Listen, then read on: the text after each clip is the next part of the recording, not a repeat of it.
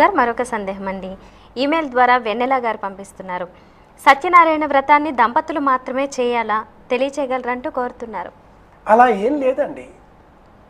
యస్మిన్ కస్మిన్ దినే మర్త్యో భక్తి శ్రద్ధ సమన్విత అంటూ సత్యనారాయణ వ్రత కథలోనే చెప్పబడి ఉంది. ఎవరైనా కూడా చేయవచ్చును. అలాగే 172 శ్లోకాల ఈ 5 కథలలో లోకంలో ఎక్కడ చూసినా కూడా 5 కథలే ప్రచారంలో ఉన్నాయి. అన్నవరం స్వామివారి సమక్షంలో మట్టుకు 9 కథలు చెబుతారు. ఏమైతేనేం అన్నింటిలో కూడా పరమార్థం ప్రసాదం కాగా ఆ వ్రతాన్ని ఆచరించే సమయంలో ఎవరు ఆచరించాలి, ఎలా ఆచరించాలి, ప్రసాదం ఏది సమర్పించాలి, ఎప్పుడు చేయాలి, ఇలాంటి అనేక ప్రశ్నలకు ఆ కథలలో మొదటి కథనే సమాధానం ఇస్తుంది. రంభాఫలం ఘృతక్షీరం గోధూమస్య చతూర్ణకం అభావేశాలి చూర్ణం వా శర్కరాంజగుడం తథా నైవేద్యం భక్తివృత్యా సపాదం భక్ష్యముత్తమం, ఇలా నైవేద్యం సమర్పించాలి. అలాగే ఎవరైనా కూడా బ్రాహ్మణులు, బ్రాహ్మణేతరులు, స్త్రీలు, వృద్ధులు, బాలురు, స్త్రీలు అంటే భర్త ఉన్నవాళ్ళు లేదా పూర్వ సువాసనలు, భర్త లేనటువంటి వారు, వివాహం అయిన వారు, వివాహం కానివారు, యస్మిన్ కస్మిన్ ఎవరైనా కూడా మనుష్యులు ఎప్పుడైనా కూడా నాకు ఈ వేళ వ్రతం ఆచరించాలన్న బుద్ధి కలిగింది వెంటనే చేయవచ్చును. విశేషంగా అని చెబుతూ ఏకాదశ్యాం పౌర్ణిమాయాం రవి సంక్రమణే పివా కొన్ని తిథులు ప్రత్యేకంగా చెప్పారు. కానీ దంపతులే చెయ్యాలా?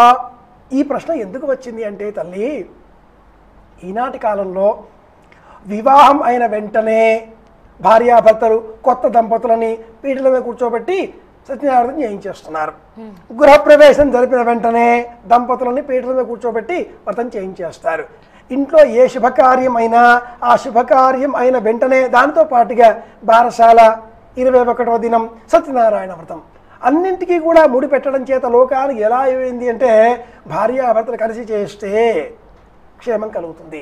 ఈ కథలలో కళావతి సాధువు కుమార్తె భర్త నీళ్ళలో మునిగిపోయాడు, ప్రసాదం తినకుండా వచ్చింది కాబట్టి ఆయనలా మునిగిపోయాడు అని తెలుసుకొని బాధపడుతూ మళ్ళీ ఇంటికి వెళ్ళి కళావతి వ్రతం చేసింది.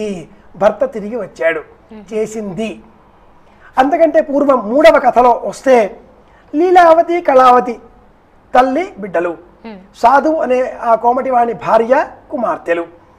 భర్త అల్లుడు దేశాంతరాలు వెళ్ళారు, రాలేదు, ఉన్నారో లేరో తెలియదు.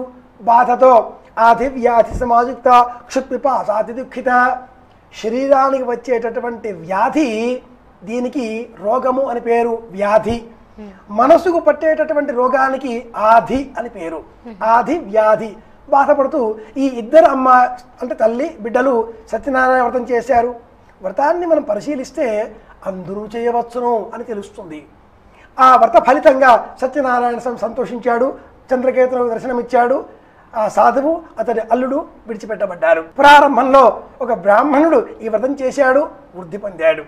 ఆ తర్వాత 2వ కథలో కట్టెల మోపు నెత్తిన పెట్టుకుని అమ్ముకునేవాడు, కట్టెలు అమ్ముకునేవాడు విన్నాడు, చూచాడు, ప్రసాదం తీసుకున్నాడు, సంతోషించాడు, వ్రతం చేశాడు.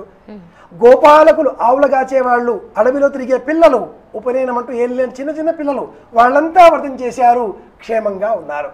అంటే ఎవరైనా చెయ్యవచ్చును, దంపతులే చెయ్యాలి అనేటటువంటి నియమేమీ లేదు, అందరూ చెయ్యాలి. నేను సత్యవాక్యమే మాట్లాడతాను అని సంకల్పం చెయ్యడమే సత్యవ్రతం. ఈరోజు నేను అబద్ధమాడను అన్న ప్రామిస్, వాగ్దానం చెయ్యడమే సత్యవ్రతం. ఇంతకుమించి ఇంకేమీ లేదు, అందరూ చెయ్యవచ్చు.